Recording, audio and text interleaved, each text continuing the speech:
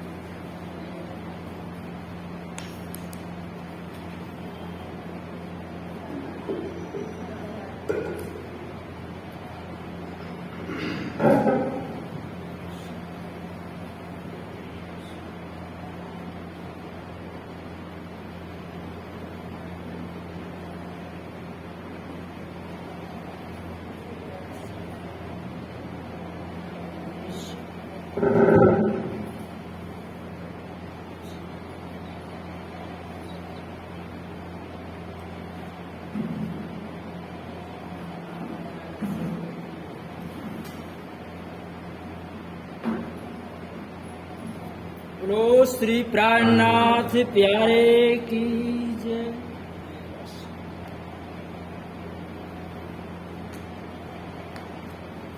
बोलो श्री प्राणनाथ प्यारे की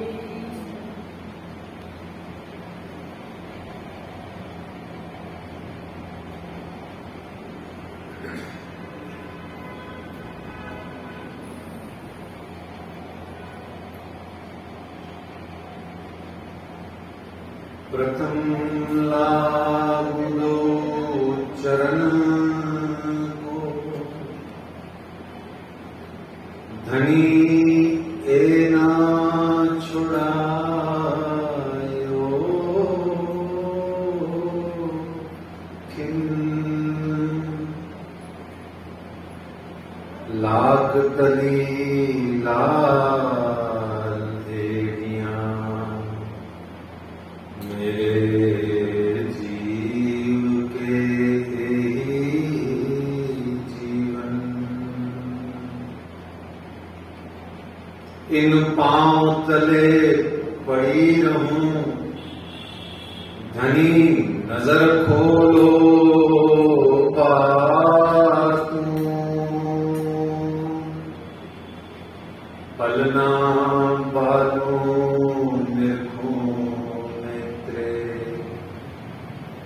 मेरे जीव के जीवन, मेरे जीव के जीवन, कदमों लागू करूं सेजदा, पकड़ के दो पाए, हुक्म करत है मासूक, बीच आशिक के दिल आए, मासूक तुम्हारी अंगना, तुम अंगना के मासूक, ए हुक्मे इलम दृढ़ किया, अजूरू क्यों न हो टूक टूक, क्यों न होत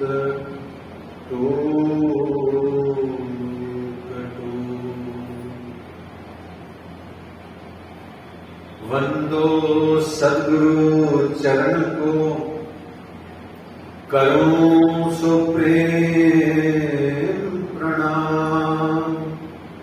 अशुभ हरण मंगल करण, धनी श्री देव चंद्र जी नाम।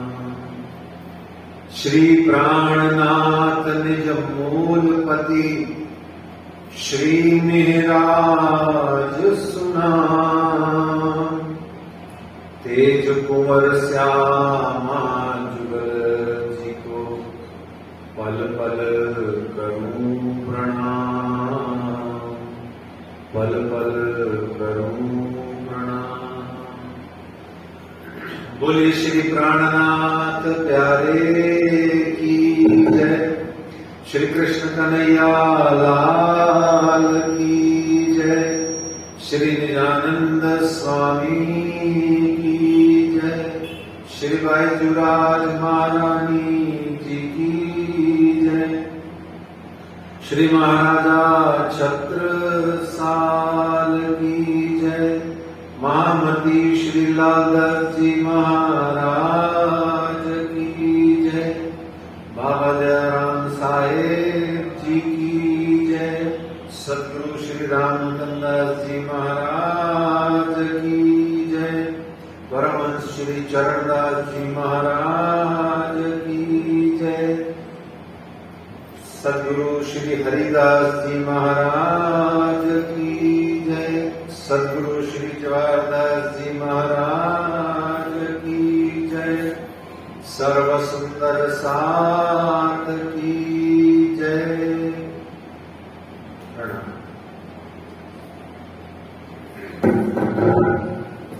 आइए सब मिलकर दोहराएंगे।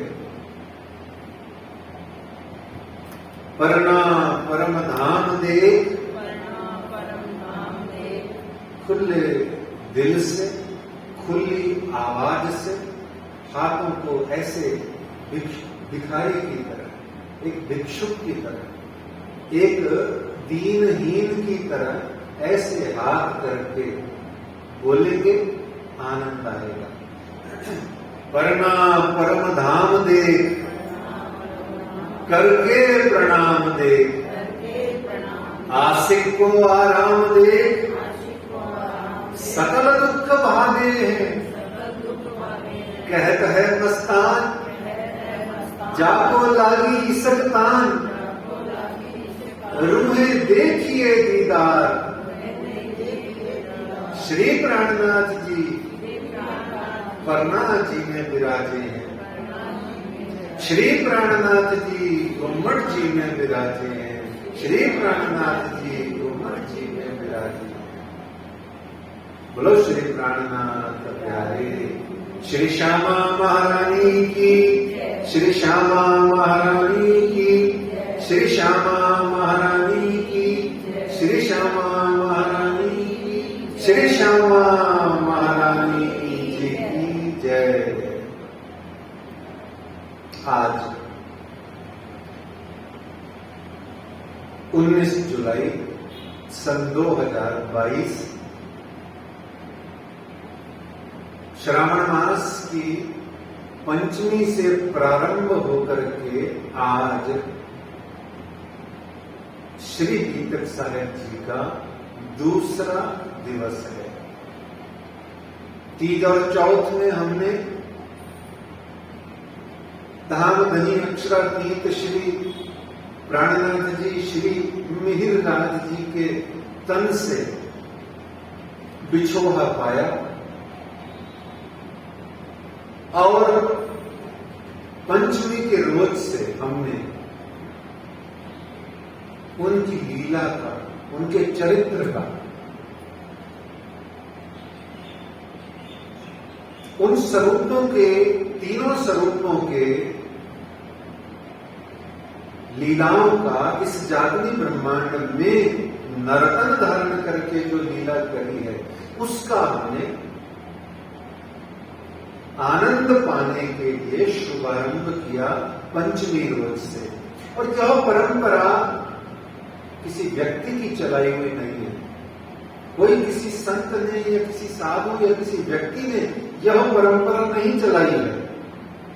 यह परंपरा वस्तुतः स्वयं अक्षरातीत श्री जी साहेब जी के जो स्वयं ही महामती स्वरूप श्री लालदास जी महाराज हैं, केशवदास जी महाराज हैं और स्वयं श्री छत्रसाल जी साकुंडल सखी हैं, ये उनकी चलाई हुई परंपरा धाम पन्ना से प्रारंभ हुई है। बहुत ही अच्छे से ध्यान रखिए, शुरू में परना परम धाम किस लिए कहा जाता है, क्योंकि ये मकसद है, ये मकसद है। बहुत ध्यान से सुनना, बुरा मत मानना, है ना। कोई डब्बे में पैक करके ले जाएगा, लेके तो जाएगा एक दिन, सबको ही ले जाएगा। कौन से डब्बे में? डालडे के डब्बे में, 5 किलो के, है ना। कोई लेके जाएगा। अरे काहे को किसी के मोहताज होते हो? नर तन धारण किए सैकड़ों बार अपने प्रियतम अक्षरातीत से मिलने जाओ, जीते जी मिलने जाओ। डब्बे में जो ले जाएगा, मैं थोड़ा ही रहूंगा उसका। डब्बा समझते हैं? जीते जी फूल चढ़ा के आओ अक्षरातीत को, कोई फूल तुम्हारे लेके जाएगा, फिर ऐसे फूल का क्या फल मिलेगा? ठीक है, करते रहो, हमारे को क्या पता। लज्जत लेने में खेल हुआ लज्जत वास्ते। इस दुनिया में जीते जी जीवन मुक्त होकर के, जीवन मुक्त होता है जीते जी मुक्त हो जाना। मुक्ति मरने के बाद नहीं मिलती है, मुक्ति मरने के बाद जिनको मिलती है वो राम जाने किनको मिलती है, हमें नहीं पता। पर मुक्ति प्राणनाथ जी ने इस श्री तारतम वाणी में जीते जी दी है, जीते जी मुक्ति प्रदान करने की बात कर रही है। इसको थोड़ा सा इधर कर दीजिए, ये माइक कम, थोड़ा सा उधर, बस सीटी बहुत बजा रहा है। तो जो मुक्ति की बात है, तो इसलिए आपको निवेदन किया जाता है कि जीते जी पन्ना जी जाना है। बार बार जाना है, कितनी बार जाना है? शरद पूर्णिमा में जाना है। उत्सव मत देखो, अपने प्रियतम से मिलना सबसे बड़ा उत्सव है।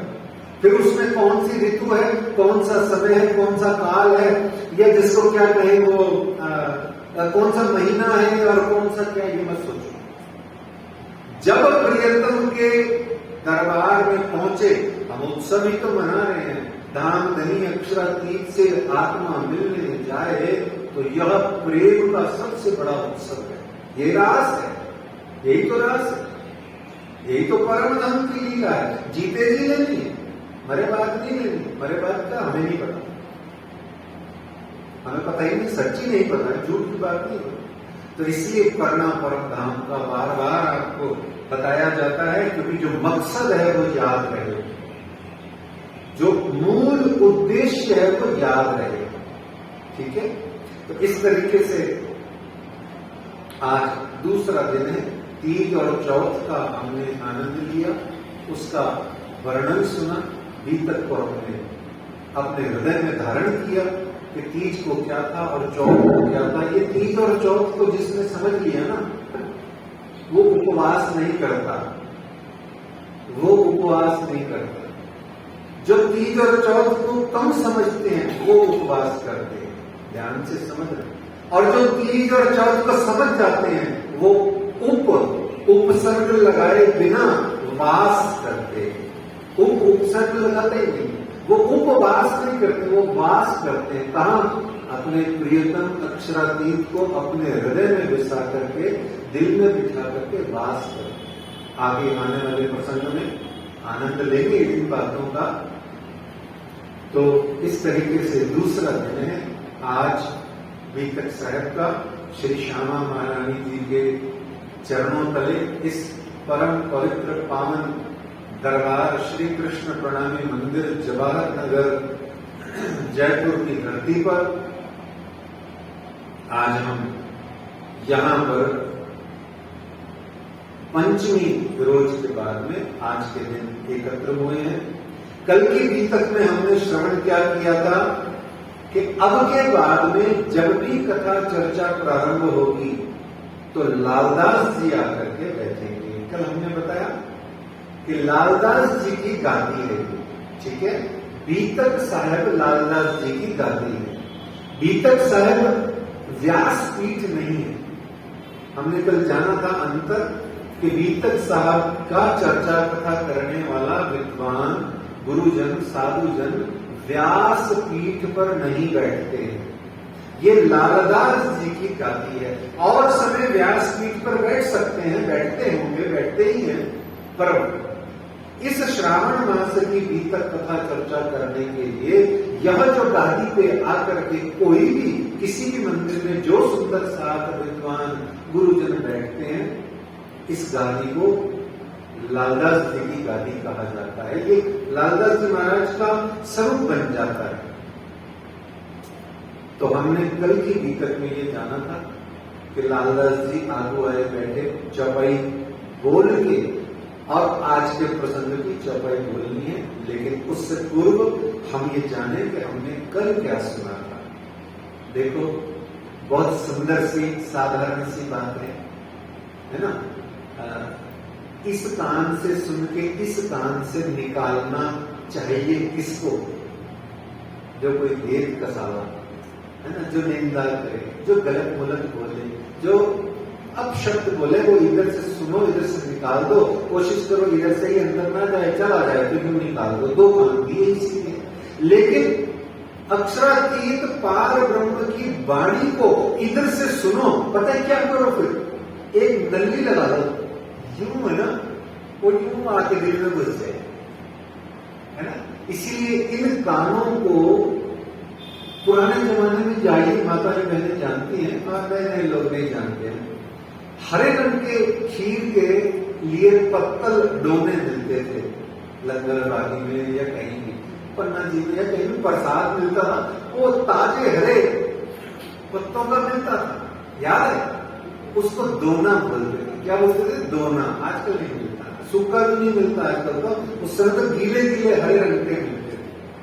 तो इन कानों को खीर पीने का दोना कहा गया। इनसे राजी महाराज की बीतक की और मुखवाणी की चौपाइयां पियो। सुनो मत, सुनो नहीं, सुनोगे तो गड़बड़ हो जाएगी। इससे पी लोगे तो सेहत बन जाएगी। नसों में, नाड़ियों में, रग रग में नेशे इश्क है यार मेरे। क्या हो जाएगा? किसी शायर ने क्या कहा? रग रग में, रग रग रोए रोए में इश्क है यार मेरे। ये दर्द वो नहीं कि कहीं हुआ और कहीं नहीं हुआ। कहां दर्द नहीं हो रहा है? मेरे पूरे शरीर में राजी महाराज के प्यार का दर्द समा गया है। लेकिन समाता कब है? जब ये चौपाइयां पीते। ये पीना शुरू करो, और पीने के लिए नाली यहां से दिल में जानी चाहिए। सुंदर साहब जी, तो इसलिए कल क्या सुना था?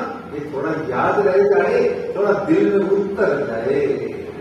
तो हम कल का एक बिंदुवार रिवीजन करके आज की बीतक चर्चा में प्रवेश करते हैं। कल हमने देखा तीज और चौथ के दिन की बीतक थी। पंचमी रोज का क्या महत्व था? श्री बीतक साहब के जो अवतरण करता, जिनके मुखारविंद से श्री बीतक साहब का अवतरण हुआ, कैसे कि अक्षरातीत प्रियतम प्राणनाथ ने स्वयं महामती बना दिया। अच्छा, याद रखना, हमने कल बड़ा नोटिस में सुना था, उपाधि नहीं है महामती। ये उपाधि कुछ नहीं होती है। अक्षरातीत उपाधि के मोहताज नहीं है आप मेरे जैसे लोगों से। यहाँ कोई मनोरंजन करता हो अपने आप को धर्मोपदेशक महाराज जी और परमहंस कुछ भी कहलवा ले कहीं से भी। अक्षरातीत को कोई मनोरंजन की जरूरत नहीं, और वो भी हम जैसे लोगों से। वो महामती की कोई उपाधि नहीं है। महामती स्वयं राज्य का नाम है। राज्य को इस जगत में महामती या प्राणनाथ कहा जाता है, या कृष्ण कहा जाता है, या देवचंद्र कहा जाता है। ठीक है ना, बड़े ध्यान से समझना। तो हमने जाना था कि महामती बना के लालदास जी ने इस श्री बीतक साहब का राज्य के तीज के दिन प्राप्त हुए हुक्म को निभाया, जिल्द बांधी, जिसका हम पारायण पंचमी रोज से जन्माष्टमी और अगले दिन नंद उत्सव तक करते हैं। और फिर हमने इस श्री गीतक साहिब के ग्रंथ का महात्म्य और कुछ परिचय जाना कि इतिहास की बातें क्या हैं और इस गीतक साहिब को पढ़ने से लाभ क्या होता है। विरोध सारा विश्व का भागवत गीतक पढ़ा हमने, जो जैसा मनोरथ करता है मन में पूर्ण सब यही होता है सोहबत मोमिन से, हमने कल जाना। फिर इसके बाद हमने परिचय प्राप्त किया पहले प्रकरण का कि भविष्य पुराण में राजा कहे चुपचाप। हमने सुना कि चारों युगों के राजाओं का हमने वर्णन सुना। क्यों सुना? क्योंकि आगे अवतार होएगा बुद्ध कल की इन ठाम। राजाओं का वर्णन किस लिए किया? शास्त्रों की साक्षी किस लिए दी? क्योंकि उनको ये बताना है, लालदास जी महाराज को, आपको बताना है सबको कि आगे अवतार होएगा बुद्ध कल की इन ठाम। ठाम किस जगह पर? इस संसार में भारतवर्ष की धरती पर बुद्ध कल की इन ठाम अवतार होएगा। ये आपको बताने के लिए पिछली रिकॉर्ड सारी आपको प्रस्तुत करी। ये हमने जाना था संक्षेप में। और फिर अंतिम चौपाई हमने बांधी थी, श्री महामत कहे है साथ जी, शास्त्र कहे योगर, आगे अपनी बीतक सो लीजो चित। बस देखो कितना प्यारा शब्द है, आगे अपनी बीतक। अब तक मैंने किसकी बीतक बनाई? पड़ोसियों की, पिछले लोगों की, इतिहास की, कई लोगों की बात बताई, पर आगे अपनी बीतक। अपनी कौन लोग हैं? अपने हैं ब्रह्म सृष्ट समुदाय। अपने कौन लोग हैं? मोमिन गिरोह, खास गिरोह। हम कौन? रूहे खासल खास सुंदर साथ श्री निजानंद स्वामी श्री देवचंद्र जी महाराज जी के निर्मित बनाए हुए, वैसे तो साथ आए हुए, परंतु इस लौकिक जगत में ढूंढ ढूंढ के बनाए हुए कौन? सुंदर बाई के साथी जन सुंदर साथ। आजकल कई अनेक प्रकार के फिलोसफर प्रणाली संप्रदाय में आ गए हैं जो कहते हैं सुंदर साथ का अर्थ होता है गुड कंपेनियन। उसका वर्ड मीनिंग कर देते हैं। देखिए कितना सुंदर साथ है, हम सबका साथ कितना सुंदर है। ये तो इसका लाक्षणिक अर्थ है, साहित्यिक अर्थ है, बुरा कुछ नहीं है, अच्छा है ये भी। अब सुंदर साथ, सुंदर बाई के जो साथी सखियां हैं वो सब सुंदरी तो होंगी और उनका साथ कितना प्यारा होगा ही होगा, सोचना क्या है।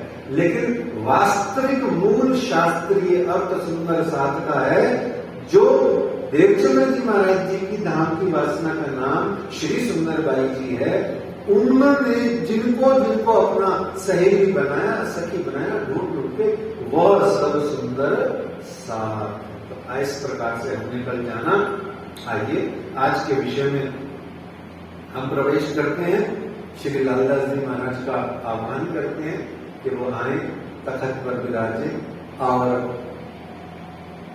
श्री श्यामा जी महारानी जी की ये जो रचना है, श्री ब्रह्मवाणी तारतम वाणी, चौपाई कहती है कि ये रचना श्री श्यामा जी की और पिलावत रस रंगा। ये रचना जो है ना, ये रचना है, ये है जो अंदर इस मोर मुकुट शोभा के नीचे बीच में जो ढांक दिए है हमने, वो जो ग्रंथ है श्री मुखवाणी, वो रचना है।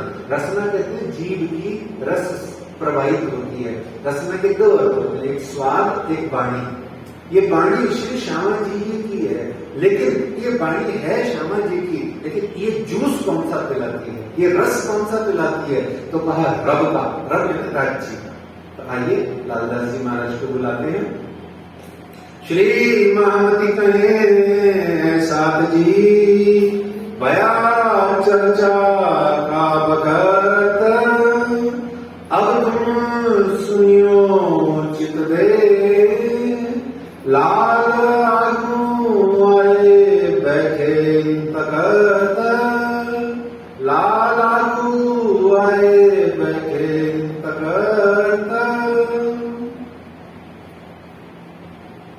अब कहूं फिर के मूल मिलावे की बीतक, जैसी आज्ञा धनी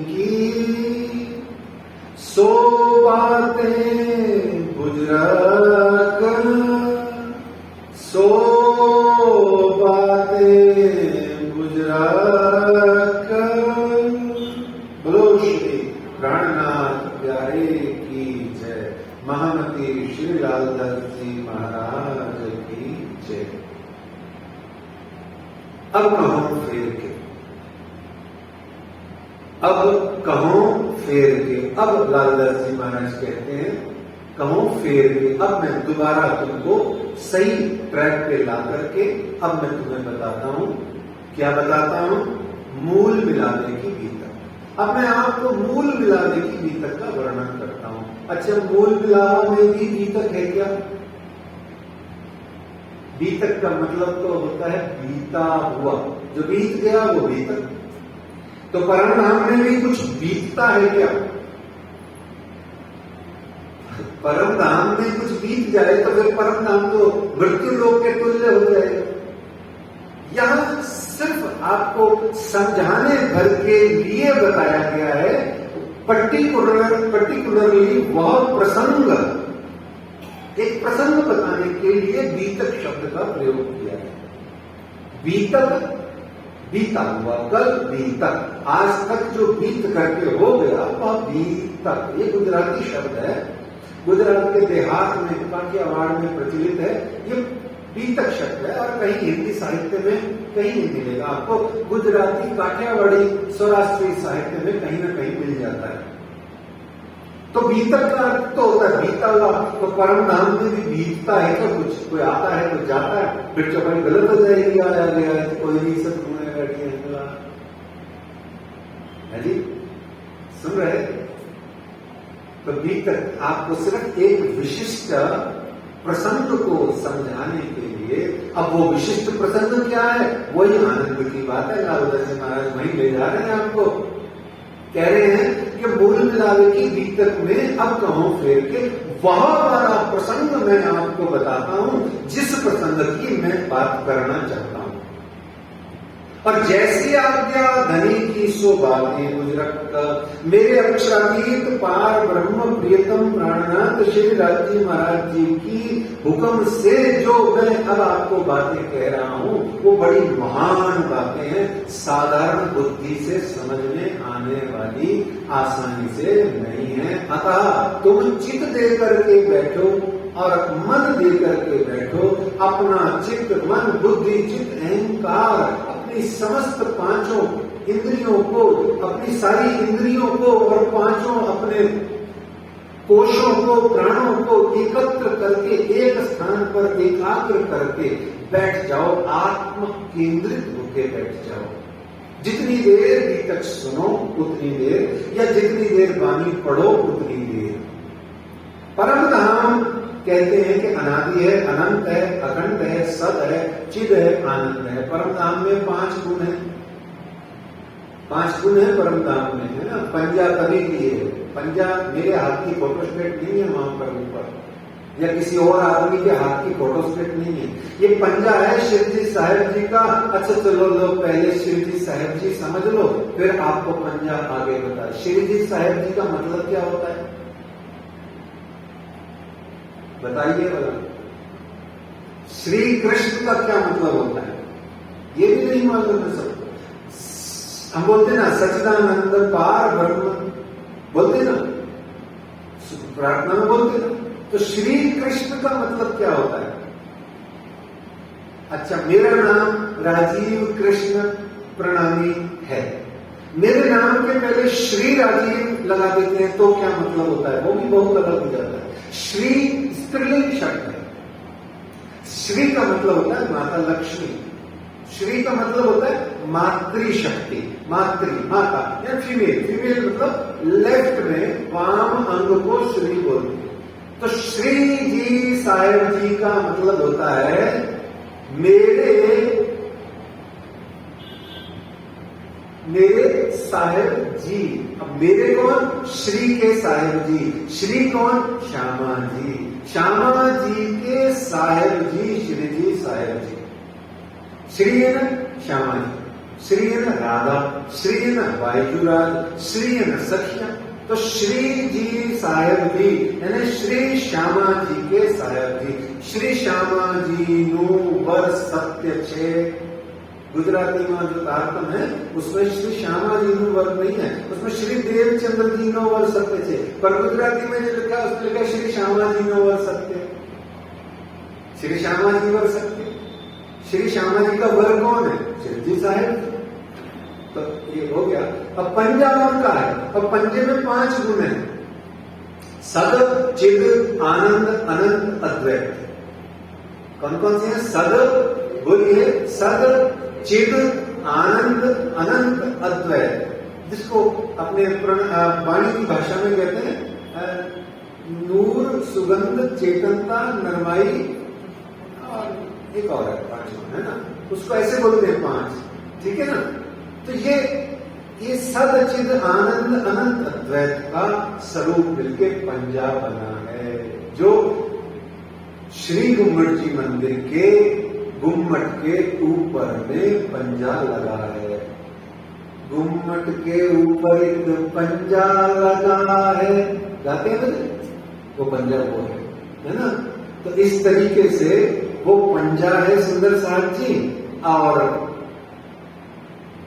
सदचित आनंद अनंत अद्वैत परम नाम के मूल गुण है। बहुत ज्यादा शास्त्रीय या दार्शनिक फिलोसॉफिकल वर्णन बीतक साहिब के अंदर में तब किया जाता है जब आप सुंदर साहब और मंदिर के ट्रस्टी गण यह छूट दें कि बीतक साहब निश्चित रूप से सुबह 3 घंटे और शाम को 3 घंटे हुए, है ना। बीतक का मतलब ये होता है, क्या होता है कि 24 घंटे अष्टप्रहर वाणी नीलम की चर्चा होती रहे। यहाँ तो 1.25 से 1.5 घंटे बाद में वाणी सुनते कम है, घड़ी ज्यादा देखते हैं, है ना। और फिर ट्रस्टीगण को बैठे हो तो इशारा करते हैं पीछे, वो देखो जी महाराज जी टाइम हो गया। खैर, बोलो श्री प्राणनाथ प्यारे की। तो इस तरीके से इतना ही सुने, चेतनता, नरमाई, सुगंधी, प्रकाश, नूर, ये सब परम धाम के गुण हैं। एक और बड़ी प्यारी बात समझ लें, क्योंकि हम लोग जिस समाज में रहते हैं वहां कई कई प्रकार के धार्मिक सिद्धांत और बातें हम बचपन से सीखते हैं, तो कंफ्यूज हो जाते हैं। एक बड़ी प्यारी बात सुन लीजिए। आपने सुना होगा कि कण कण में भगवान है ना। सिया राम मैं सब जग जानी, करम प्रणाम जोहर जोर पानी। भगवान कहते, ईश्वर कहते हैं, ईश्वर सर्वभूतानां, कहते हैं ईश्वर सब भूतों में रहता है, सब जगह रहता है। ये कहती है गीता, ये कहता है रामायण, ये कहते हैं हमारे वैदिक सनातन हिंदू धर्म ग्रंथ कहते हैं। परंतु श्री निजानंद संप्रदाय का जो सिद्धांत है, दर्शन है, वो थोड़ा सा अलग है। वो ये कहता है कि जो मेरे सच्चिदानंद परमात्मा अक्षरातीत हैं, वो कण कण में नहीं रहते हैं। ध्यान से सुनना, ये समझ में आएगा तो ही प्रणामी होने का, तो ही इतनी सारी चर्चाएं सुनने का आनंद आएगा। नहीं तो आप हुक्म करो, मैं कहानी किससे बहुत अच्छे गार सुनाता हूँ, और कभी कभी मेरा मूड आ जाए तो मैं भजन भी बहुत अच्छे गाता हूँ, और भजन से ज्यादा मैं फिल्मी गाने बहुत अच्छे गाता हूँ। आपका अगर मन हो तो मैं मनोरंजन करके चला जाऊं, पर मैं मनोरंजन करने के लिए यहाँ आके बैठा ही नहीं। मनोरंजन करना होता तो मैं वहां जाता जहाँ 2000 बैठे होते हैं लोग। यहाँ मैं आया हूँ अपना और धीरे से सेवा में विनम्रता से कहते हुए आपका और मेरा मन भंजन करने आया, मन को भांजने आया, मन को मांझने आया। पहले अपना फिर आपका। इस प्रकार से बड़े भाव और प्रेम से हृदय में धारण कीजिए। क्या है? कुछ भी तो नहीं है, थोड़ा सा समझना ही तो है, इतना सा समझना है। थोड़ी सी एक्सरसाइज है जो करनी है माइंड को, थोड़ा ट्विस्टिंग है माइंड की, कर लीजिए, क्या फर्क पड़ता है। तो इस तरीके से कण कण में परमात्मा नहीं है ना। एक भजन भी है जहां कण कण में है नूर भरा और शोभा परंपरा, कहते हैं तो भजन भी है। तो इसको समझ के समझ लीजिए कि यहां कण कण में भगवान है। भगवान श्री हरि विष्णु नारायण कण कण में है, पर राज्य नहीं है कण कण में। हर व्यक्ति में भी राज्य नहीं है। श्री निजानंद संप्रदाय के सिद्धांत के आधार पर सबके अंदर में राज्य नहीं है। अगर आप मुझे छूट दें, मैं वाणी बीतक के शोधन मंथन के आधार पर कह रहा हूं, किसी के भी अंदर में राज्य नहीं है। तो फिर क्या है भैया, हम लोग वेले बैठे। वाणी कहती है कि जो या में ब्रह्म सत्ता न होती तो अधखिन न रहने पावे ए। सत्ता कहते हैं हुक्म, श्री राज जी का हुक्म ही है जो ये हुक्म का ब्रह्मांड है, हुक्म का सारा एक पसारा है। हमारे भीतर में जो बैठा है वो धाम धनी अक्षराधीन का हुक्म है। और ध्यान से समझना, राज्य नहीं है। राज्य कहां बैठे हैं? जब मेरी आत्मा पूरी जाग जाए तो जागने के बाद समझ में आएगा कि मेरा ये जो दिल है ये परमधाम है, अरस गया दिल मोमिन। और मेरा ये जो दिल है उस दिल के बीच में जो बैठा है, ऊपर नीचे ना गया, अरस गया मोमिन कलूब। तब समझ में आएगा कि जो हक हैडे में ये जो चुभता है, जो मेरे को मेरा हैडा, वो वास्तव में हक खुद है बैठा बैठा जो मुझे ही चुभता है। ये बाद में समझ में आएगा, लेकिन अभी इतना सा समझना है, कण कण में राज्य नहीं है, परमात्मा नहीं है, सच्चिदानंद पारब्रह्म नहीं है। अच्छा होए तो क्या हो, एंड टू एंड सब कुछ नूर में ही हो जाएगा।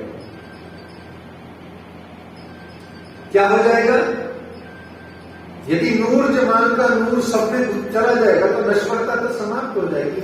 इस प्रकार से ये उन्होंने मूल मिलावे की नीतक वर्णन करने से पहले लालदास जी ने कुछ बातें कही और उसके बाद परम धाम 25 पक्ष का वर्णन किया। आप सबको पता ही है, धाम तालाब कुंजवन जो है, जो आप चौपाई बोलते हैं, वो 25 पक्ष आपको पता है। और इस प्रकार से अक्षराधीन श्री राज्य का वर्णन करते हुए परम धाम का उन्होंने बताया कि रंग महल है, रंग महल में क्या है?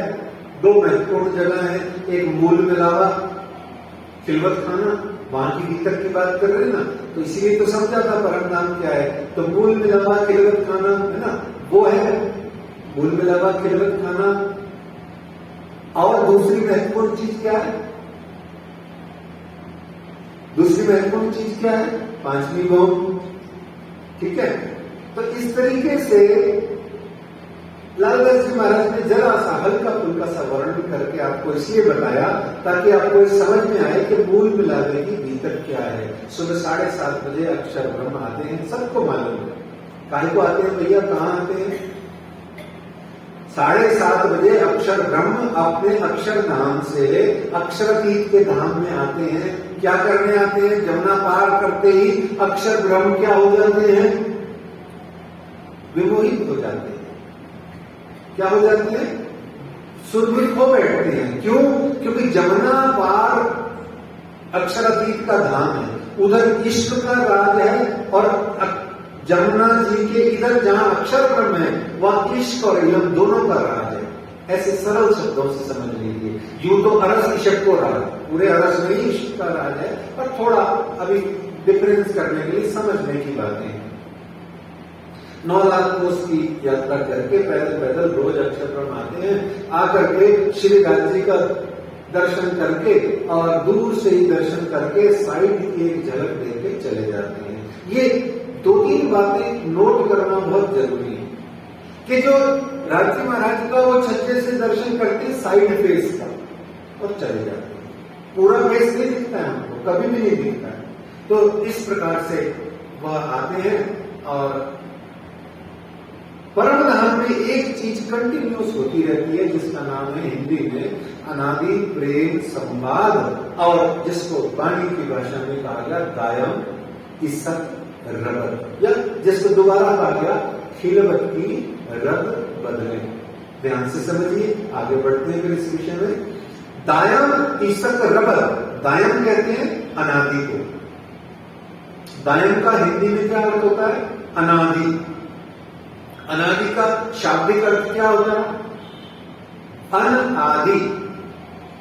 आदि का मतलब होता है स्टार्टिंग, जिसकी कभी स्टार्टिंग ना हो, जो स्टार्ट ही नहीं होता है, कभी नहीं हुआ शुरू। जिसकी शुरू, और सरल शब्दों में जिसकी शुरुआत कब हुई कोई नहीं बता सकता, क्योंकि ये ऐसा ही है। कौन कौन ऐसा है? परम धाम अनादि है। परम धाम में लीलाएं जो कुछ भी होती है, स्वरूप है, जितना भी कुछ कण कण है वो सब अनादि है। परम धाम में बातें अनादि है, वहां के स्वरूप अनादि है। ऐसे ही राज्य अनादि है, सखियां अनादि हैं, आत्माएं अनादि हैं, और सच्ची बात सुनो, माया भी अनादि है। ये माया आद अनादि की चली जात अंधेर।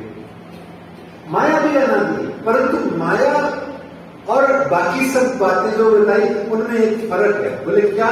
कि बोले बाकी सब तो अनादि तो हैं और अनंत भी है, यानी स्टार्टलेस भी है और एंडलेस भी है। परंतु ये जो माया है ये स्टार्टलेस तो है, पर इसको कभी भी रोका जा सकता है। बोले कैसे? श्यामा जी के चरणों में जो आ गया वो माया से छुटकारा पा गया। सिंपल थी। राजी तो कहते हैं संबंध मूल को मैं तो पाओ पर छोड़े ना जाए, है ना। अब छल बदल में कहा करे, मुझे आज थे दियो छुड़ाए। मुझे आज ही से, स्टार्टिंग से ही राजी महाराज ने इस माया से, मेरे सदगुरु ने इस माया से काट के मुझे मुक्त कर दिया। तो इस प्रकार से सुंदर साहब की अनादि प्रेम संवाद, दायों की इष्ट रबद की बात है, वहां होता है। अब इष्ट रबद क्या है?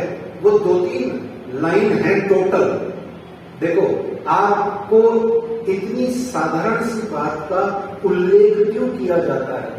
क्योंकि यही श्री निजानंद संप्रदाय की मूल थ्योरी है, मूल सिद्धांत है।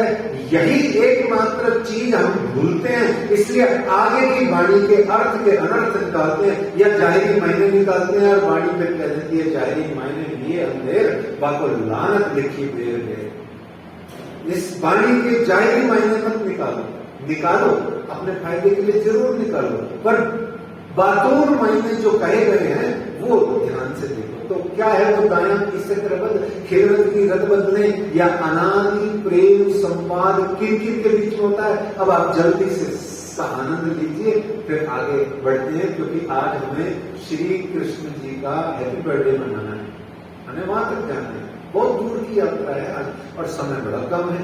ये बहुत बलवान है, राज्य से भी कभी कभी ज्यादा बलवान लगने लग जाता है। कालो ही दुर्गति क्रमण, ये काल का उल्लंघन करना संभव ही नहीं है। ये तो भागेगा, है ना। समय तो धीरे धीरे चलता नहीं है, क्या करें। आइए, परम धाम में कौन कौन रहता है? श्री राज जी। आपको आबादी पता है? परम धाम की जनसंख्या पता है? भारत की तो पता है कितनी है? 130 करोड़, है ना। और न जाने किन लोगों की बहुत ज्यादा है। हम 2, हमारे 2 हैं, और किन्हीं के हम 5, हमारे 25 है ना। तो भारत की जनसंख्या तो बहुत अच्छे से पता है आपको, पर आपको यह नहीं पता कि परम धाम की जनसंख्या क्या है। और पता है तो भी बहुत अच्छा है, नहीं है तो सुनिए। परम धाम की जनसंख्या आइए गिनती उंगली नहीं देंगे, इतनी सी है। वो 50 करोड़ योजन का वर्तुलाकार गोलाकार परम धाम है। रहने वाले बंदे कितने हैं? यहां भी होता है ना, बहुत बड़े बड़े बंगले महल है, रहने वाले कितने? 3 जने। ऐसे ही परम धाम का हाल है। देखिए, परम धाम की आबादी कितनी है? 1 राज्य, 1 श्यामा जी, ठीक है। दूसरे 12,000 सखियां, ठीक है। और चौथे कौन? सुंदरलाल जी, अक्षर ब्रह्म। बस हो गया बची पूरी। अब कितने हुआ टोटल? 12,000 राज्य, श्यामा जी, सखियां 12,000 और 1 अक्षर ब्रह्म, 12,003। 12,003 आबादी। और ये 12,003 ही आपस में बातें करते हैं। बस मूलतः बातें करने वाले कौन है? राज्य, श्यामा जी, सखियां। क्या बातें करते हैं? एक ही डायलॉग बात करते हैं। देखो, आप बताओ, तो मैं तो वैसे गरीब आदमी हूं पैसे के मामले में। हाँ, मैंने कल भी कहा था 1000 रुपए का सवाल दे रहा हूं, तो मैं 1000 रुपए का नहीं, 1000 यूनिट आनंद का आपको सवाल दे रहा हूं। अब पैसा वैसा तो नहीं है ना, तो 1000 यूनिट आनंद का सवाल आपको दे रहा हूं। बताओ, श्री राज्य की, श्री श्यामा जी की और सखियों की एक लाइन में इन्वर्टेड कॉमा में आपस में क्या बात होती है? एक ही लाइन है वो सिर्फ, और वो हम भूल जाते हैं। यही श्री निजानंद संप्रदाय का मूल सिद्धांत है। इसीलिए पहले मूल में लाने की पुस्तक बताते हैं लालदास जी, फिर ब्रज बताते हैं, फिर रास बताते हैं। ऐसे ही इशारे से प्रारंभ का उल्लेख करके निजानंद स्वामी के चरणों में ले जाते हैं। आप नित्यानंद स्वामी के चरणों में भागने की तो जल्दी करते हो, पर ये जो 2-3 दिन की बीत तक एक बड़ी खुशक लगती है, क्योंकि वो थोड़ा माइंड ट्विस्ट कराती है। तो आप बताओ फटाफट, इन्वर्टेड कॉमा में राज्य, श्यामा जी और सखियों का आपस में किस एक बात पर इश्क रबद संवाद, वाद विवाद संवाद, प्रेम संवाद होता है? वो एक लाइन क्या है? सिर्फ एक लाइन। आपका भी यही होता है, आपका भी यही रोला होता है अपने हस्बैंड के साथ में, वही डायलॉग है, बस यहाँ बहुत रिफाइंड क्वालिटी में वो डायलॉग है। बस एक ही आदमी और देखिए, तुसी कितने मैनू प्यार करते हो, मैं यहाँ नहीं लगी रहनी।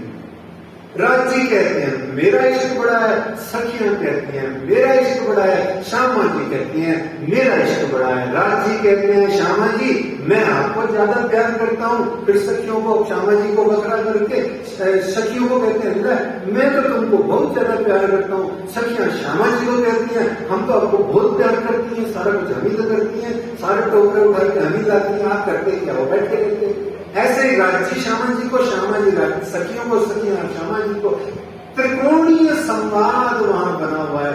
एक ही लाइन है, मेरा इश्क बड़ा है। सब कहें मेरा बड़ा है इश्क, क्या कहते हैं? मेरा इश्क बड़ा है।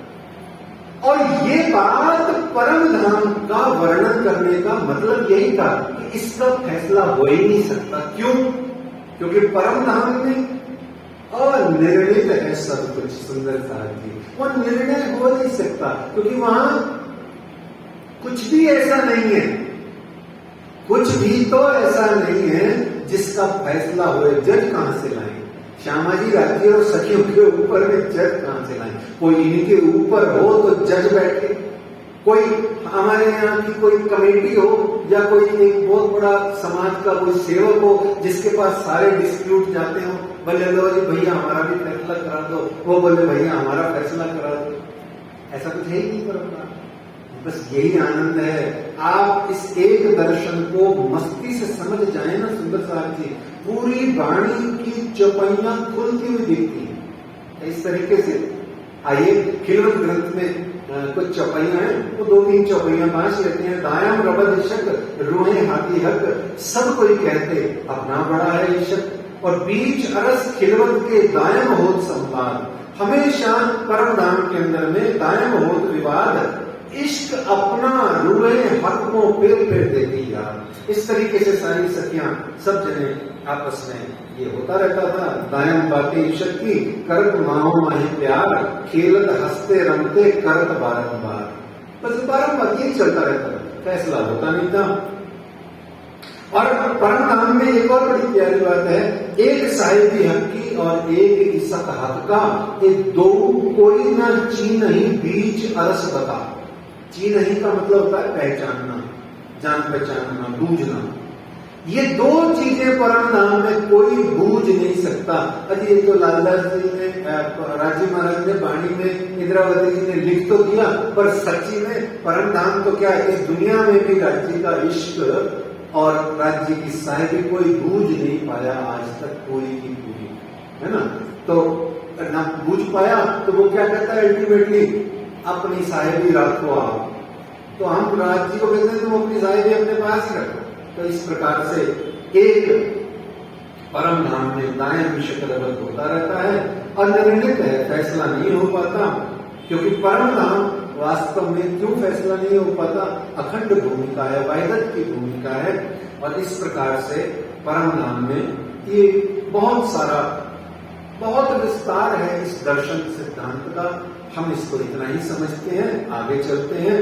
परम धाम में एक और प्यारी बात है कि 2 लीला और 2 अवस्था है, इसको समझना एक लाइन में जरूरी है। आगे बढ़ते हैं कि परम धाम में हकीकत और मार्फत की 2 लीला है। ये जो परम धाम समूचा वर्तुलाकार दिखता है और उसमें जितनी भी स्वरूप और लीलाएं हैं, ये सब हकीकत की हैं। और श्री राज्य का जो दिल है उसको मार्फत कहते हैं। इतना सा भाव समझ के रखिए। और वहां कहते हैं कि प्रकटवाणी सब जगह पढ़ते हैं। सुंदर साहब प्रकटवाणी पढ़ता है, और प्रकटवाणी में क्या होता है, महाकारण और कारण कहा गया, महाकारण और कारण कहा गया। कारण का जो कारण है उसे महाकारण कहा गया। और महाकारण का सरल शब्दों में अर्थ है, श्री राज जी ने अपने दिल में 5 स्वरूप, 3 ब्रह्मांड और 6 दिन की लीला अपने हृदय में ली, तो यह हो गया महाकारण। बस इतना ही समझे इसको, इससे ज्यादा न ले। अक्षर मन उपजिए आस, देखो धनी जी को प्रेम विलास, तब सखियों मन उपजिए खेल देखे अक्षर का देख। हमको सबको मालूम है कि अक्षर ब्रह्म ने एक दिन देखा, ये सखियां कौन है, सखियों ने ऊपर से झांका, नवरत्न भाई की जुत जिसे कहा जाता है, उसने नीचे झांका तो देखा ये राजी महाराज के जैसा ही स्वरूप कौन है। तब दोनों को आपस में एक दूसरे का परिचय हुआ, तो उन्होंने पूछा ये अक्षर ब्रह्म कौन है।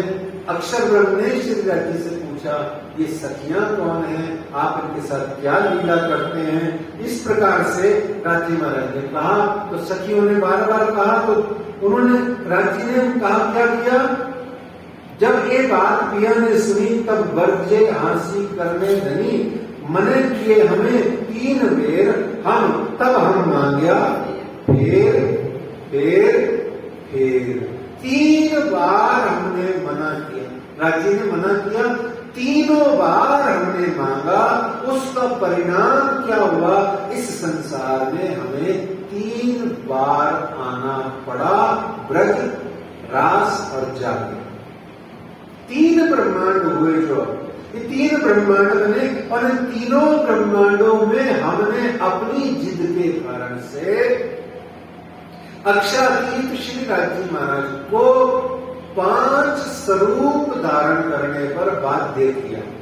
और तो और धाम धनी अक्षरातीत हमसे पहले आए, हमसे आगे आए श्री राज, हमने बाध्य कर दिया उनको। उन्होंने 5 स्वरूप धारण किए, 3 ब्रह्मांड के अंदर में वो आए, और आकर के आपने हमारे लिए इस खेल को रचा, जिसका नाम है ब्रज, रास और जागनी। 3 ब्रह्मांड हुए। तो इस प्रकार से अक्षर ब्रह्म को भी इच्छा हुई, तो अक्षर ब्रह्म को भी राजी महाराज ने कहा, यहां समझने की बहुत साधारण सी बात है, बस इस एक बात को समझ के फिर हम ब्रज ब्रह्मांड में प्रवेश करते हैं। ये बात बहुत महत्वपूर्ण है सदर साहब। अक्षर ब्रह्म को राजी महाराज ने निद्रा में डाला, निद्रा करा दी। ध्यान से समझना, बड़ा प्यारा ये सिद्धांत है। अगर समझ बैठ गया पहली बार में, तो बहुत ही सूक्ष्म जो ये बारीक बातें हक की कोई जाने जागृत मोमिन के हिसाब से वह समझ में बैठ जाएगा। क्या श्री राजी ने सखियों को भेजने के लिए क्या किया, ये तो हम आगे आने वाले समय में जानेंगे, क्योंकि बहुत विस्तार है। सखियां नहीं आई है इस दुनिया में, कौन आया है ये बाद में जानेंगे, है ना।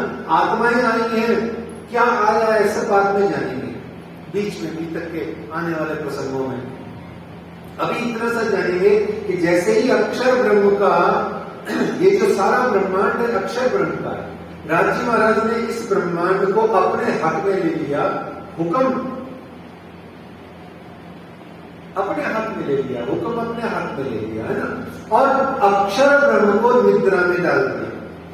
अक्षर ब्रह्म को नींद आ रही है, ध्यान रखिएगा, अपने आप से तुलना करते चलिए। आपको नींद आ रही है, ठीक है, आपको नींद आ रही है, आप सपना देख रहे हैं, सपने में न जाने कितने लोग बाग संसार, पता नहीं कौन कौन कहां से आ जाते हैं। हमने तो मतलब नहीं होता, फिर भी आ जाते हैं, ढेर कीड़े मकोड़े भी आ जाते हैं, पशु पक्षी भी आ जाते हैं, इंसान भी आ जाते हैं, राक्षस भी आ जाते हैं, विलेन भी आ जाते हैं, हीरो भी आ जाते हैं, हीरोइन भी आ जाती है। हमारे सपने में न जाने क्या क्या आता रहता है। ऐसे ही अक्षर हम सो रहे हैं, उनके सपना आ रहा है, सपने में उनके बहुत सारे जीव हैं। अब यहां श्री राजी महाराज ने परम धाम में सखियों को अपने हुक्म से अक्षर ब्रह्म के चलते हुए सपने के बीच में जो जीव है, उन जीवों के बीच में उनकी सुरता को डाल दिया। दोबारा बोलता हूं बस एक ही बार, फिर आगे आने वाले समय में और विशद वार्ता करके समझेंगे। दोबारा सुनिए। अक्षर ब्रह्म, आप, मैं अक्षर ब्रह्म बोलता हूं तो आप अपने ऊपर लागू कर लीजिएगा उसको, अपने आप को अक्षर ब्रह्म समझ के नींद सुपने से समझिएगा। अक्षर ब्रह्म को सुपना आ रहा है, राज जी ने उसको सुपने में डाल दिया, निद्रा में डाल दिया, और निद्रा में डाल करके राज जी महाराज ने उसको, जो वो निद्रा में स्वप्न देख रहा है, और उस स्वप्न में जो उसमें बहुत सारी जीव सृष्टियां आदि इत्यादि हैं, उन जीव सृष्टियों के ऊपर में शिव राज जी महाराज ने अपनी परम धाम की आत्मा को प्रविष्ट करा दिया। क्या ये संभव है कि कोई बहना या कोई भाई सुपना ले रहा हो और उसके सुपने में मैं घुस जाऊं? नहीं ना। और राज जी के लिए कहते हैं कि वो ऐसा न कहियो कोई बात खुदाई से ना हो गई, ऐसा न कहियो कोई।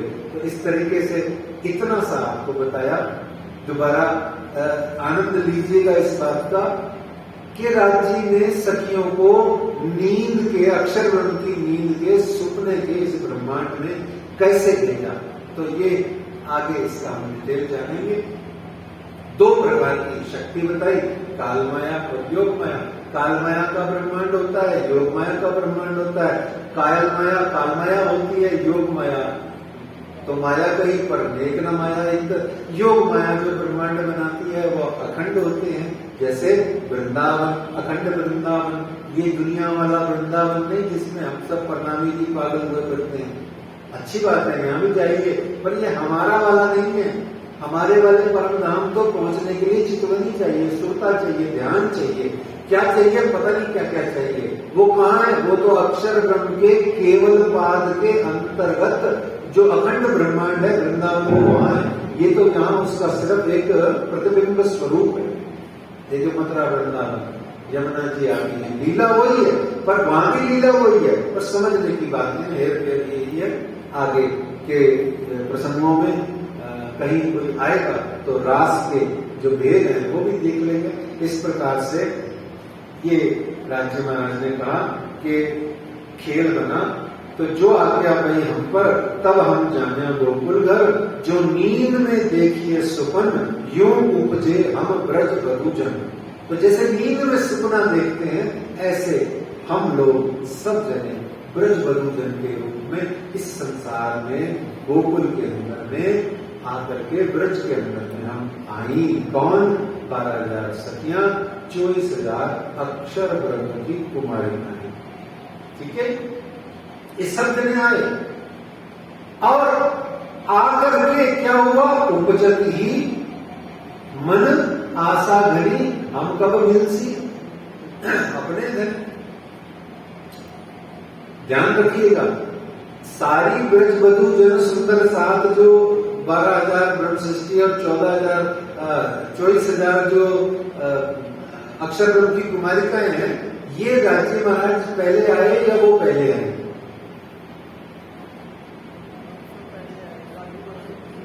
देखिए बहुत प्यारी बात है, कौन पहले आया? इस संसार में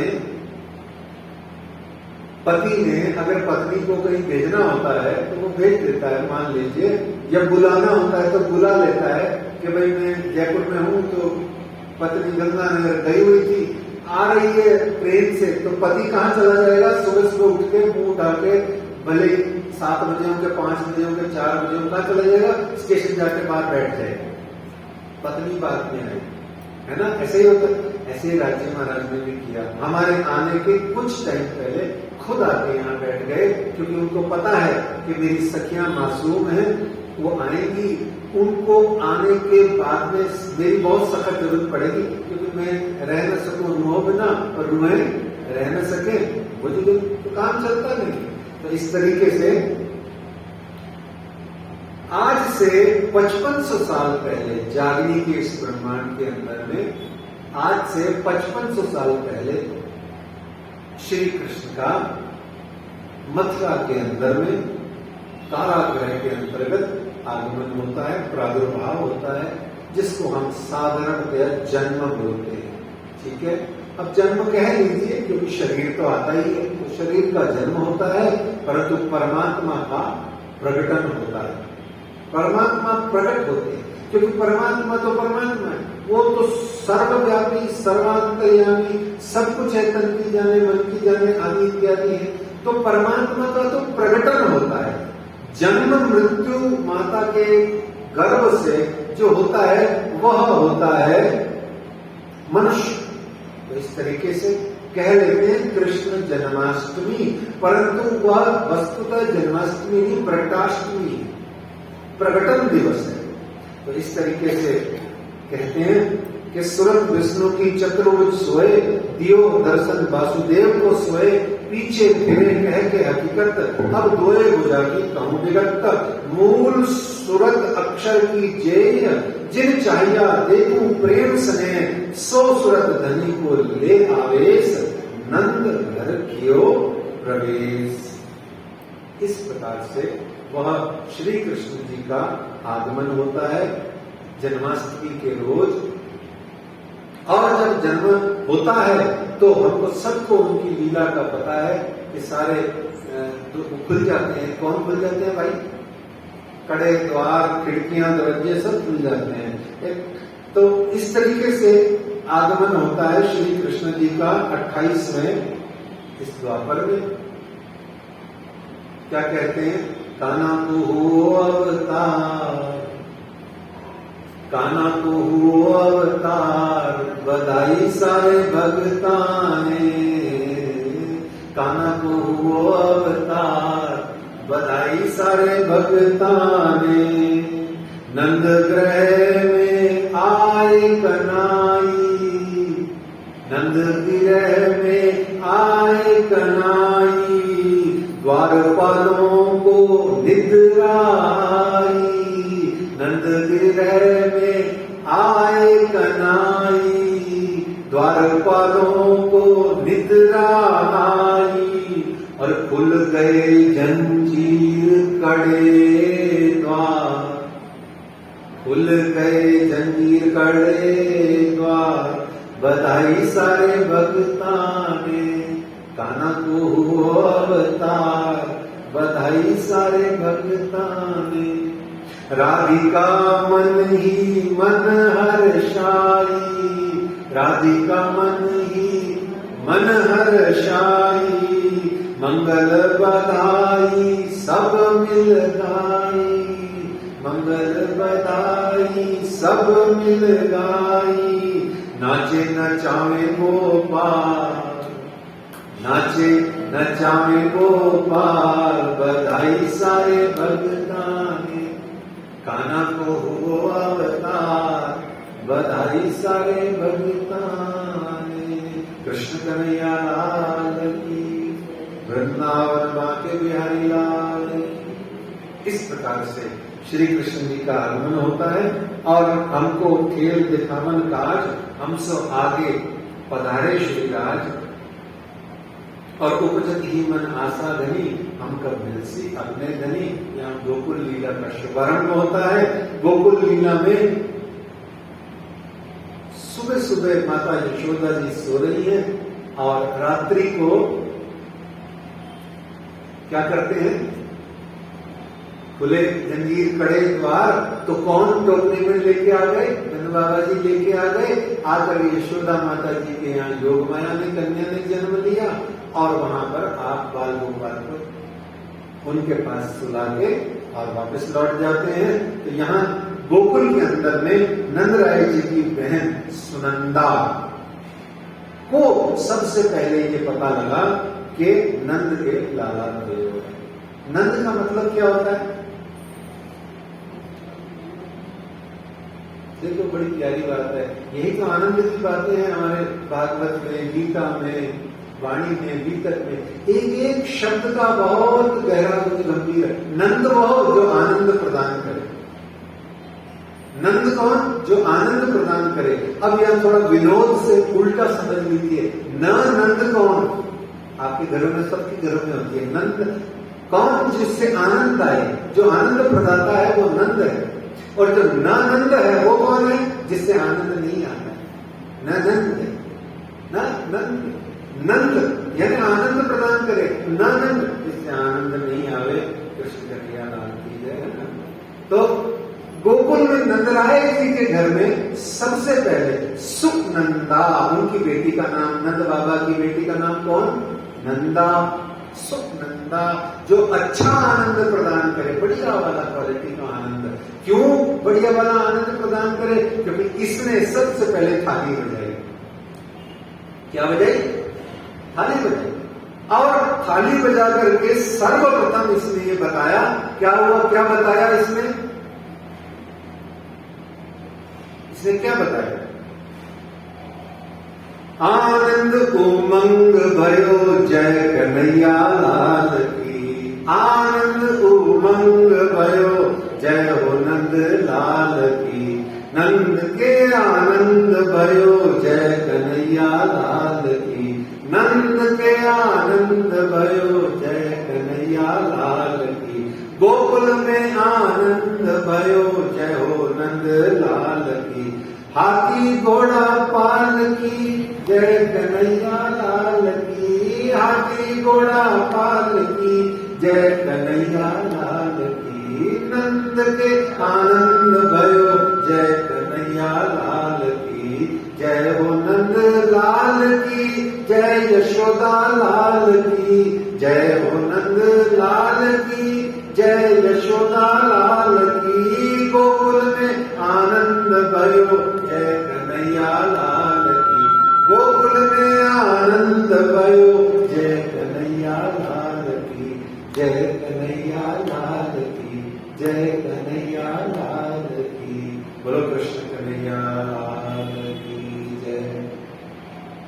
इस तरीके से छठी के दिन नामकरण भी होता है उनका। और नाम के लिए हमारे ये लगी हुई है, देखो पोस्टरियन लेख में, श्री कृष्ण नाम महिमा, ये नाम है। क्या? वर्ण आवे तोले एक ने मुख श्री कृष्ण कहंत। प्रसिद्ध प्रकट पादरी केवता केव करंत।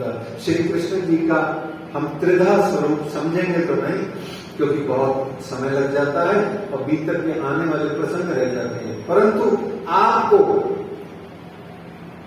परंतु मुझको जो मेरे सदगुरु श्री जवाहरदास जी महाराज जी का आशीर्वाद है, और जो मेरे पन्ना परम धाम के गुरुदेव पंडित ब्रह्मलीन पंडित श्री धनीदास जी महाराज का आशीर्वाद है, प्लस मेरी माता श्रीमती लाडोबाई जी का जो मुझे आशीर्वाद है, मैं उस आशीर्वाद के चिंतन के आधार पर सिर्फ 3 जयकारों से आपको त्रिधा लीला दिखा देता हूं। देखेंगे 3 कृष्ण जी अभी दिखेंगे, यही इसी वक्त दिखेंगे आपको। बस 3 जयकारे मेरे साथ बजाना, आपको 3 कृष्ण जी त्रिधा लीला दिखेगी यहीं पर। कोई इतना टिपिकल काम नहीं है, वो पंडितों के लिए, दार्शनिकों के लिए शास्त्रीय काम है, बहुत सारा इसको इधर उधर करते रहते हैं। लेकिन आप सरल सुंदर साथ को 3 कृष्ण कैसे दिखाते हैं? वो कहते हैं ना, कृष्ण कृष्ण सब कोई कहे पर भेद न जाने कोई। नाम एक है सही पर लीला त्रिविध हुए।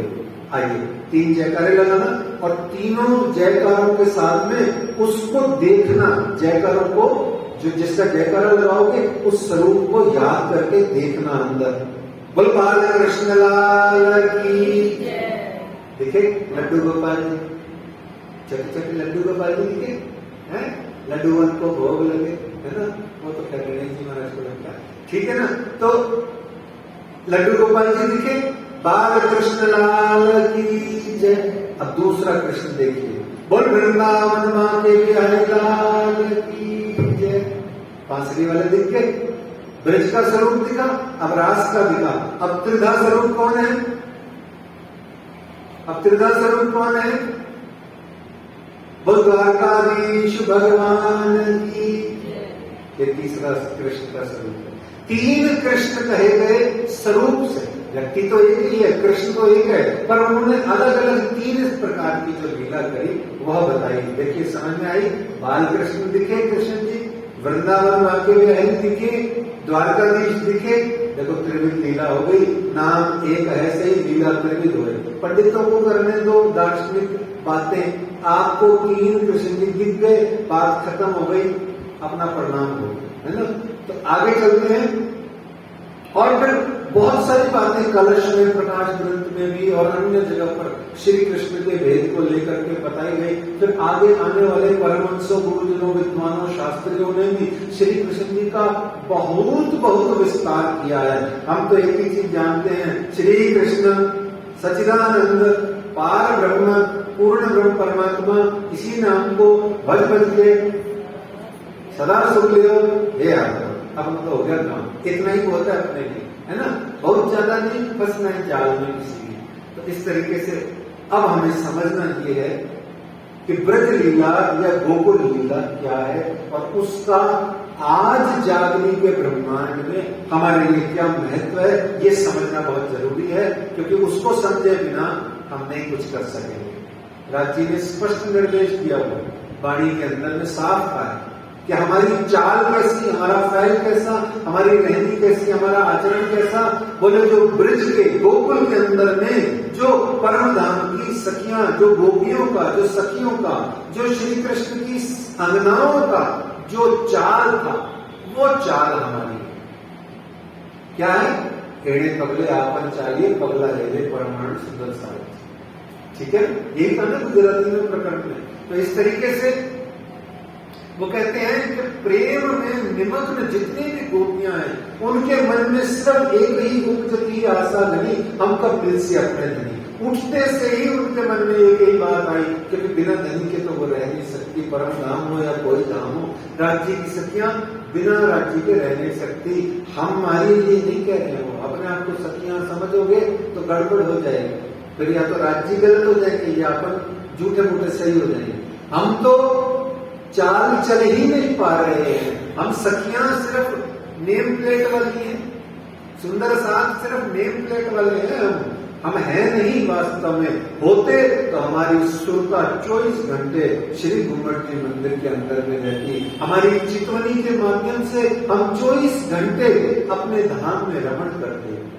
इस तरीके से वो कह रहे हैं, बैठते उठते चलते सुपन सोवत जागरण, खाते पीते खेलते सुख लीजिए सब विदितम। उठते बैठते सोते सोवत सुपन जागृत, दम न छोड़े मासूम को जाकी असल अग्निस्वर। इस तरीके से ब्रज की गोकुल की लीला बहुत महत्वपूर्ण बताई। नरसंज्ञा ने जो जो लीलाएं गोकुल लीलाएं कही, उसको श्री जी साहब जी ने, श्री प्राणनाथ जी ने प्रमाण कहा। और यहाँ बस एक ही बात को बड़े प्यार से समझना है कि माहो माहे विचारच करता बाता करता ए आत्म सवनी एकज दिसे जुजवी से दिसे दे। तो जो अलग अलग दिखती है वो है शरीर, आत्मा सबकी एक है। ऐसे ही सुंदर सात की आत्मा एक है, परंतु सुंदर सात की बॉडीज, शरीर, और शरीर में भी मेल फीमेल आदि सब अलग अलग है। कोई गरीब है, कोई काला है, कोई गोरा है, कोई ऊंचा है, कोई नीचा है, सब ये अलग अलग भेद बने हुए हैं।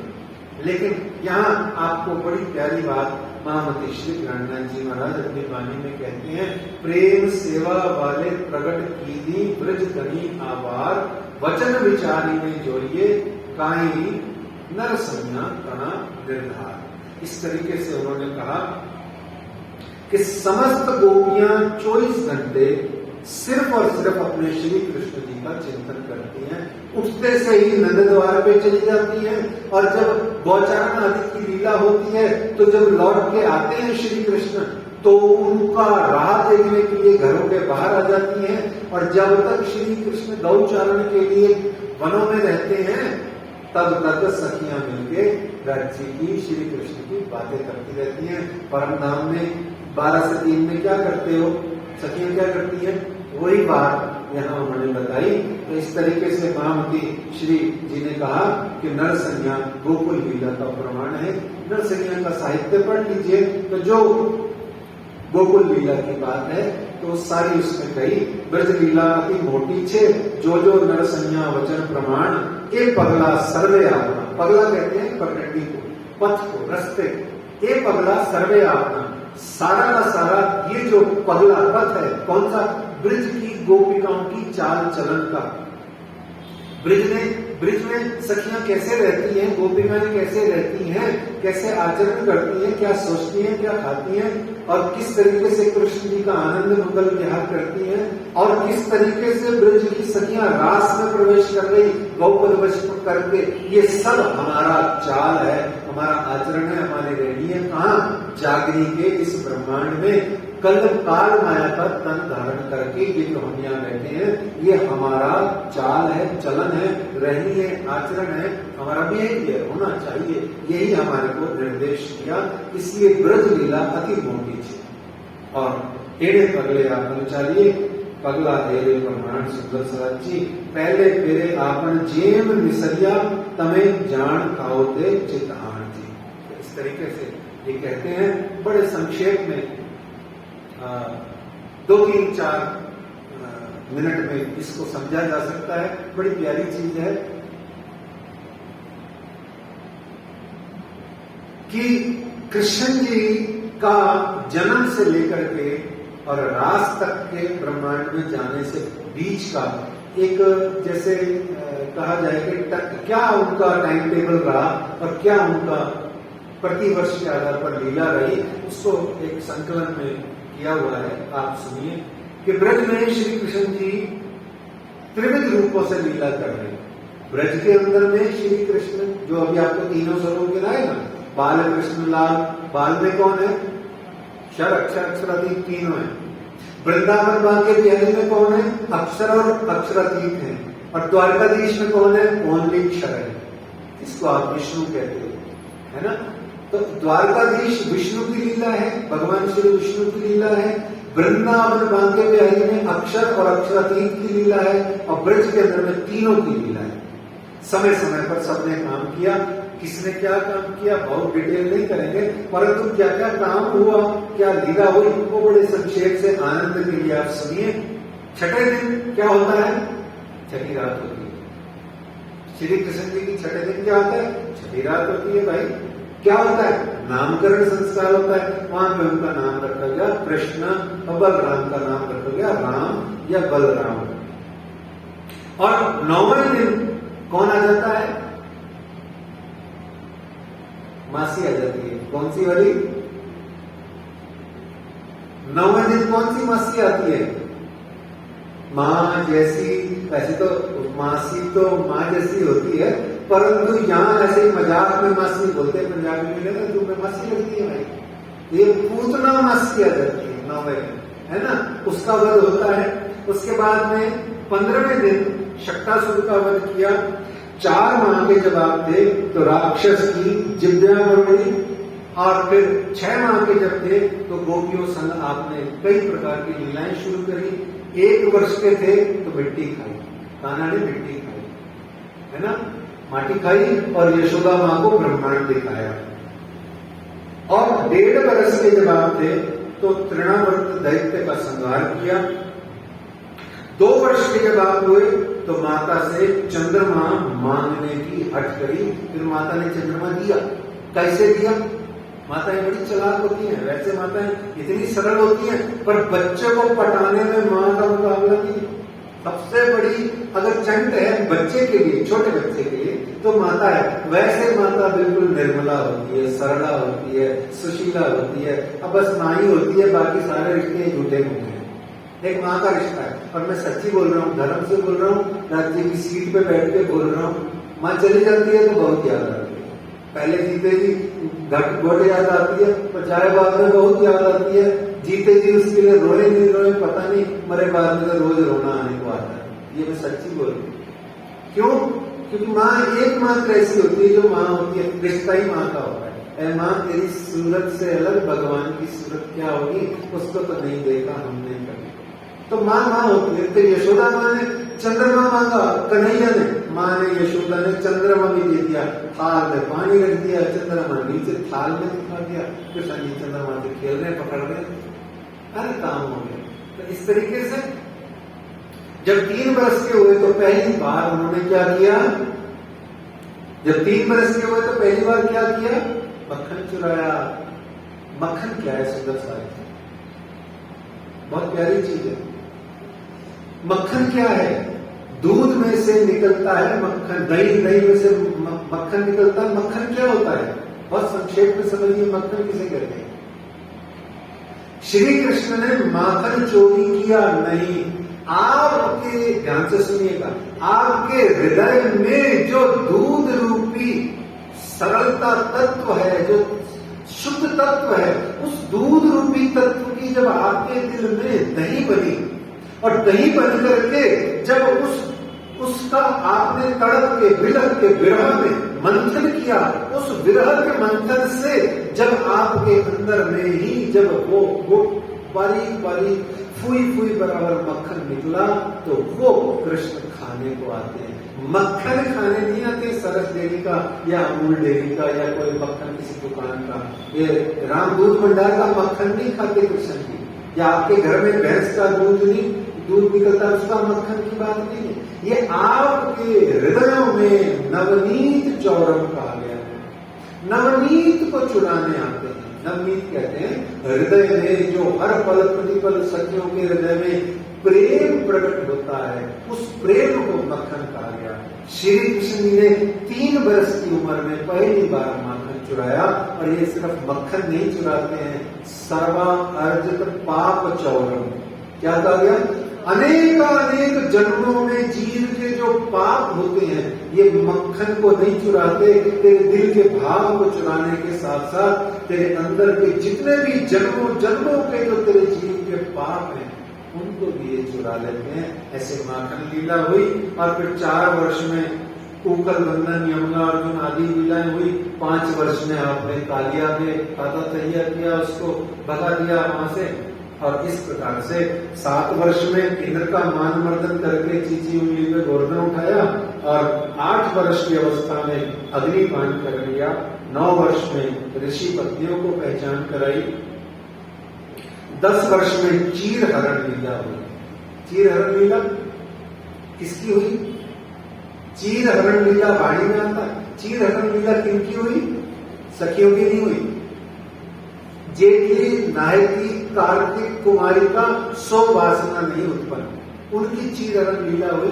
तो इस प्रकार से अक्षर ब्रह्म की जो 24,000 श्रोताएं थी, उनका चीर हरण का अर्थ होता है उनके अंतर मन में जो श्री राज्य के प्रति जो एक छोटा सा लौकिक मर्यादा का जो भाव है, उसको राज्य में छीन लिया, उसको चीर हरण कहते हैं। चीर का अर्थ ये कपड़ा चुन्नी नहीं होता है भाई। चीर का अर्थ होता है जो फरामोशी का पर्दा टाइप जिसे कहते हैं, फरामोशी जिसे कहते हैं, आवरण जिसे कहते हैं। आपने और राज्य के बीच में आवरण है, वो आवरण कौन है? आप खुद ही हो, आपका वजूद ही जो है। खुदाए बीच वजूद या रूप तुम्हारी बैठा था। तुम खुद ही अपने वजूद को लेके अपने प्रियतम के आगे पड़ता हो। यहाँ आओगे, चुन्नी पहले ठीक करोगे, मत्था बाद में टेकोगे, हो गया गया। यही पड़ता है। क्यों? मर्यादा है, लौकिक हिसाब किताब है, न जाने क्या क्या दुनिया भर का सिस्टम है, माइंड में चल रहा है। राज्य कम चलते हैं। राज्य ने इसी भाव को चीर हरण कहा, मर्यादा का हरण कर दिया। तुम्हारे शरीर के अंदर के, शरीर में जो आत्मा बैठी है, वो अपने आप को जो शरीर समझती है, उस शरीर की भावना का हरण कर दिया। इस प्रकार से 10 वर्ष में ये हुआ। फिर 11 वर्ष में उन कुमारिकाओं को एंट्री मिली रास में। ऐसे नहीं मिलती रास में एंट्री। रास में जाकर के एंट्री किन्हें मिलेगी? जो सिर्फ रस पीने जाएंगी, और जिनका ध्यान सिर्फ रस में होगा।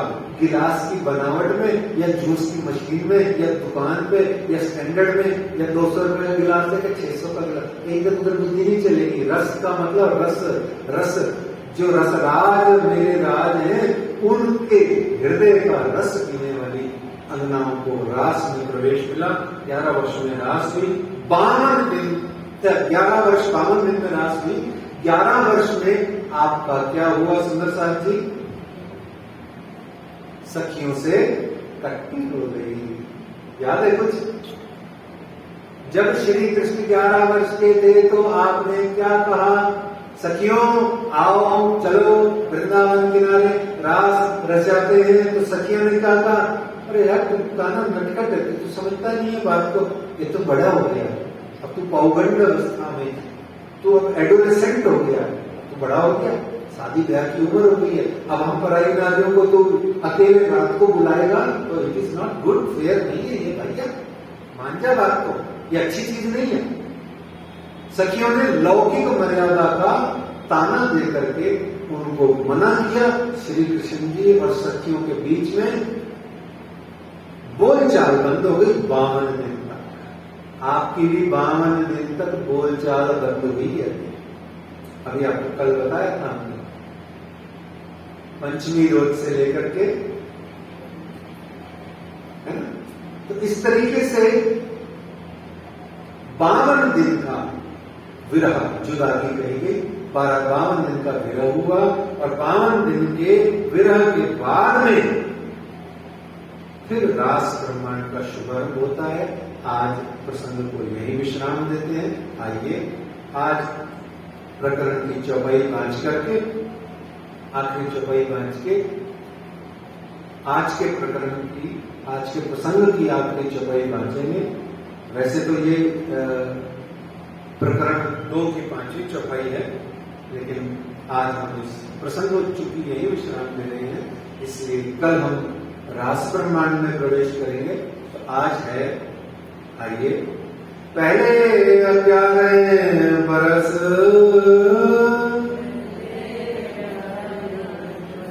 और ऊपर 52 दिन,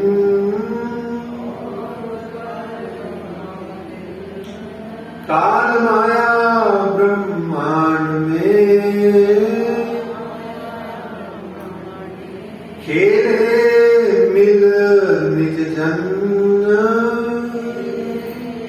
खेले मिल निज जन।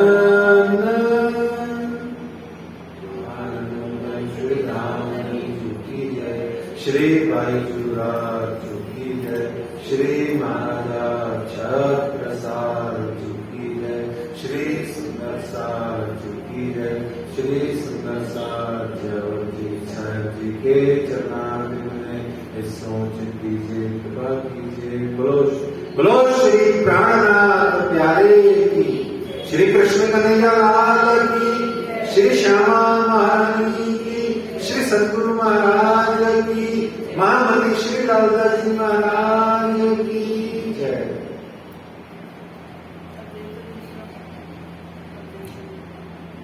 कल के प्रसंग में निजानंद स्वामी सद्गुरु धनी श्री देवचंद्र जी महाराज का प्रकटन उत्सव रहेगा।